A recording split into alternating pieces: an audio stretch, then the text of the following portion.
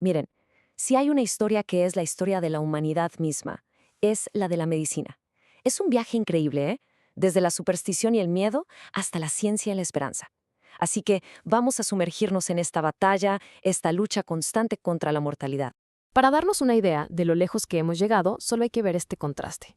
Por un lado, la trepanación, un acto de pura desesperación basado en la magia. Y por el otro, tecnología de punta, salvando vidas con una precisión que es, bueno, casi perfecta.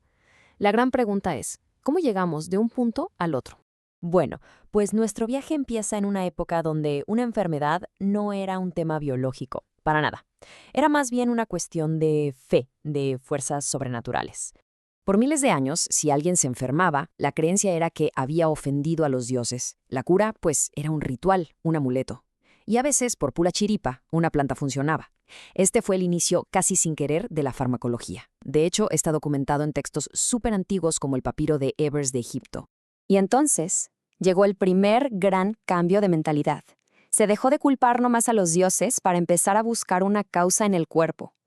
La teoría de los 4 humores, que hoy sabemos que estaba totalmente equivocada, fue el primer intento de crear un sistema, un marco natural, para entender la salud y la enfermedad. Y aquí el punto de quiebre se lo debemos a Hipócrates. Su idea fue radical para la época. Dijo que la enfermedad era un proceso natural. Esto sentó las bases para la observación clínica, o sea, el simple acto de ver al paciente, analizar los síntomas, algo que define la medicina hasta el día de hoy. Ahora, vamos a dar un salto hasta el Renacimiento, una época en la que la curiosidad le ganó al tabú y los pioneros se atrevieron, por fin, a ver qué había dentro del cuerpo humano.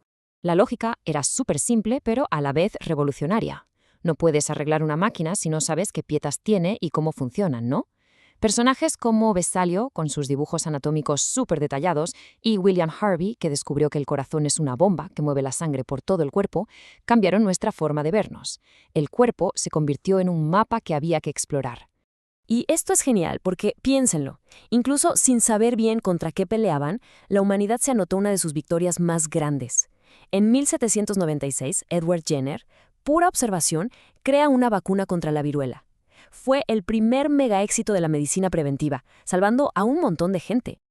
Ahora entramos al siglo XIX, que, híjole, es probablemente el periodo más revolucionario de todos. Aquí se ganaron 2 batallas que cambiaron la experiencia humana para siempre. A ver, imaginen la escena en el Domo del Éter de Boston.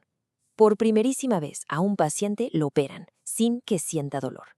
La gente que lo vio se quedó helada. En ese momento, la cirugía dejó de ser una carnicería, una tortura, para convertirse en un procedimiento controlado. La conquista del dolor fue un hito gigantesco. Pero, claro, controlar el dolor no era todo. Los pacientes se seguían muriendo de infecciones después de las cirugías. Y esto llevó a la pregunta que iba a desatar la siguiente gran revolución. Lo que es realmente interesante de esta diapositiva es el cambio de paradigma. Se pasó de culpar a malos aires o al destino a identificar a un culpable concreto y diminuto. La teoría de los gérmenes lo cambió absolutamente todo. De repente, el enemigo tenía nombre y se le podía combatir. Y aquí están los héroes de esa guerra. Pasteur y Koch demostraron científicamente que esos microbios existían, y Semmelweis y Lister lucharon a veces contra sus propios colegas que no les creían para meter una idea que hoy nos parece súper obvia, que los médicos se tienen que lavar las manos.